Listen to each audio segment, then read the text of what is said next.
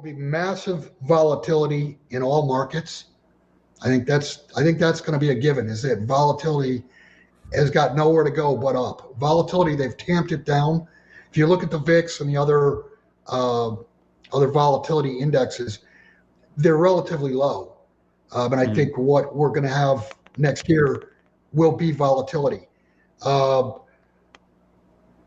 also think next year will be the year that the BRICS really come forth with their unit. And that, obviously that's going to create volatility in currency markets. But the world is thirsting for a currency that they can trust. Because right now, the world's reserve currency is the dollar, and you can't trust the dollar. My third prediction would be that we're gonna get some real information in many areas, I think, this coming year. And I think a good deal of that information is going to point to, you've been lied to for all these years. Bill Holter warns that 2026 will bring massive market volatility. He says gold and silver are real money amid currency debasement, and official economic data hides the truth. Silver's 20-year suppression is breaking, and events like the $2 billion LBMA delivery failure and CME shutdown show instability. COMEX futures may collapse, signaling the end of decades of precious metals manipulation and a need to protect wealth. Thanks for watching. Subscribe to Fine Metal for more updates. Gold being up 58%.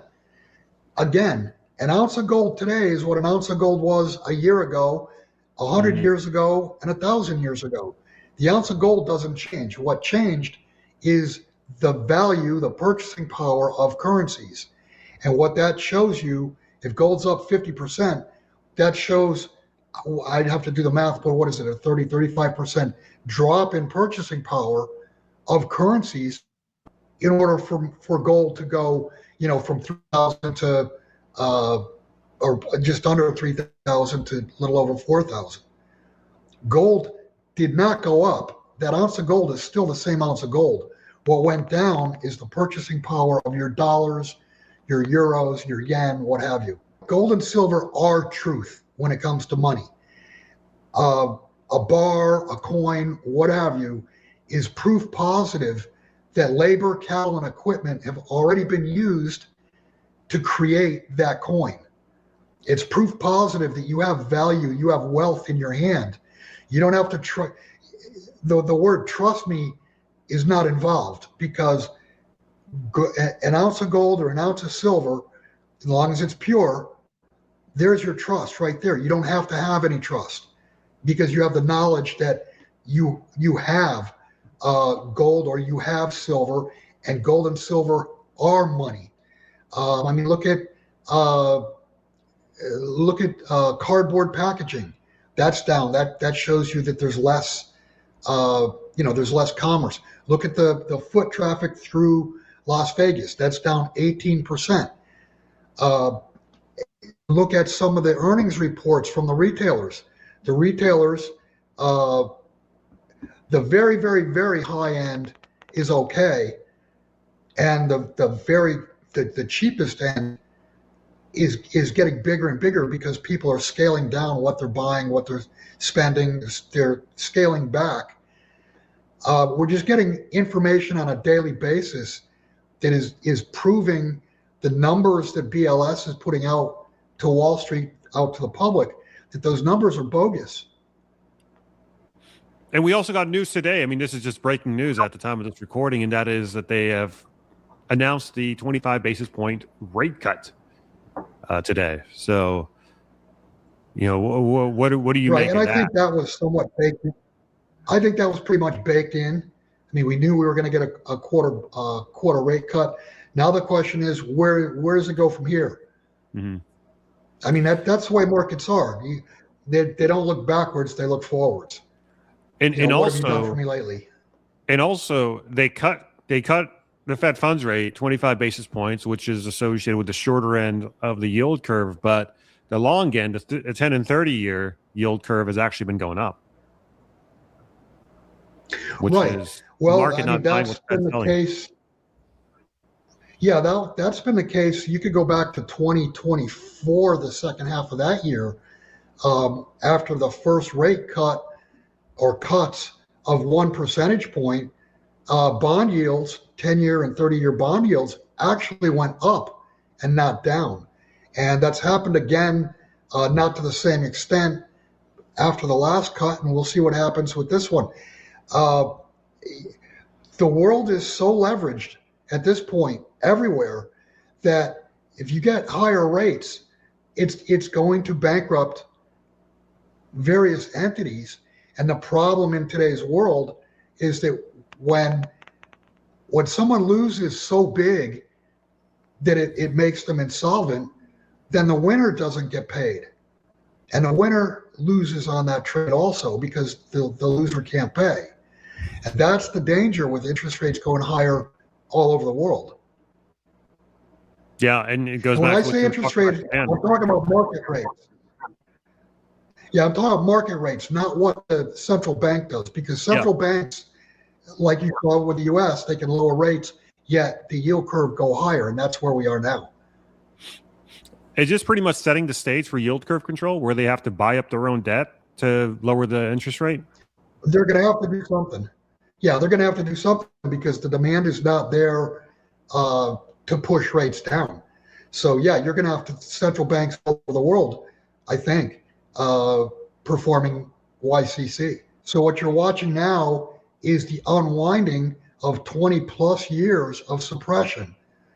The as the leverage unwinds and there's less and less leverage, prices are going to ultimately move where fair value is, where they should have been, and that's probably lower stock prices, and it's definitely higher metals prices, because once you take leverage away from a short seller, they have only one thing they can do, and that's buy to close the position. And I think that's part of what you're seeing now, is that the carry trade's unwinding. At the same time, people are figuring out that, hey, silver's been in a shortage for 5 years. I think silver's got much further to run. I think gold's got further to run. But even now with the ratio at 69-1, it's still out of whack. I would say it's the gold to silver ratio is out of whack anything over 35 or 40. And 35 to 40 is still elevated, but we got up to 120, which was just absurd. And anybody who did step up and buy silver has done far better than gold. Like you said, I mean, silver's been the best asset class to own this year. Yeah, and we really are in unprecedented times, because here's a chart of seasonality. The red line is the price so far of this year, and you could see the blue line is a 5-year average. The orange line is a 3-year average of seasonality, and we are tracking well above those 3 and 5 years. Now, even if you go all the way back and do a 30-year average on price moves for the last 6 or so months, I mean, we are still well above all these other averages. Something different appears to be in the midst here. Yeah, it's totally different. This is not a seasonal move. This is a repricing. This is the reset. You're watching the reset of prices happen before your eyes. And I think we're still early in that.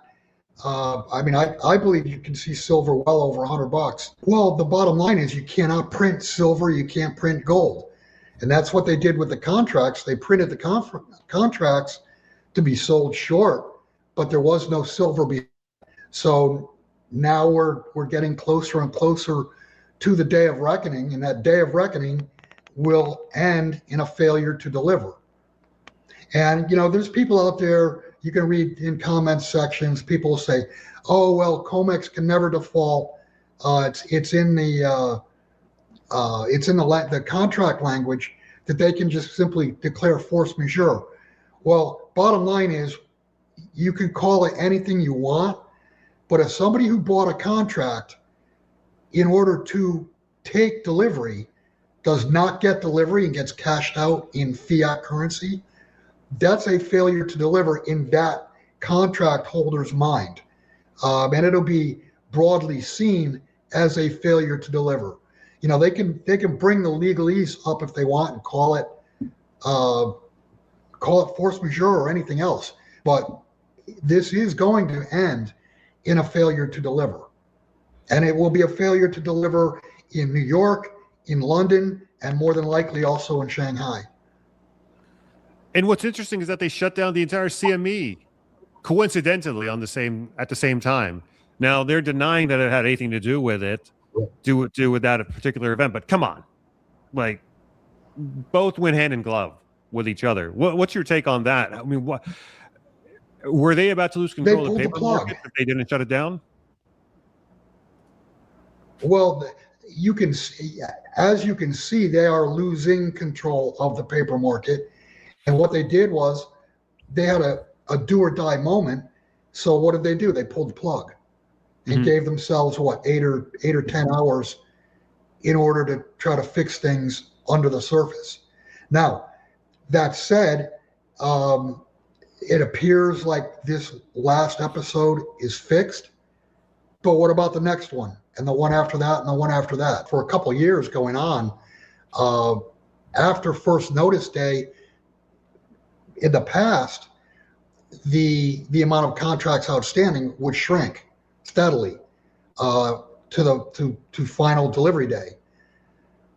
In the last couple of years, what you've seen is you get X amount of contracts standing on first notice day, and every month that amount standing for delivery has increased pretty much on a daily basis.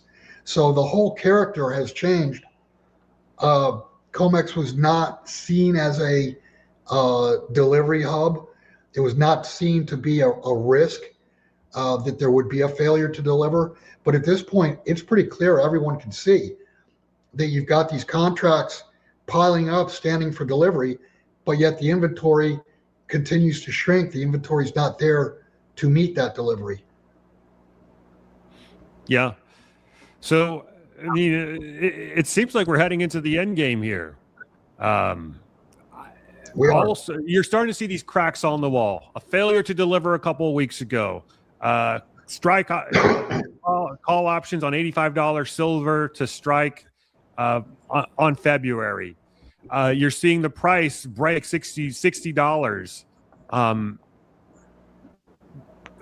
I mean, is 2026 going to be the year where they just lose control of this pricing mechanism?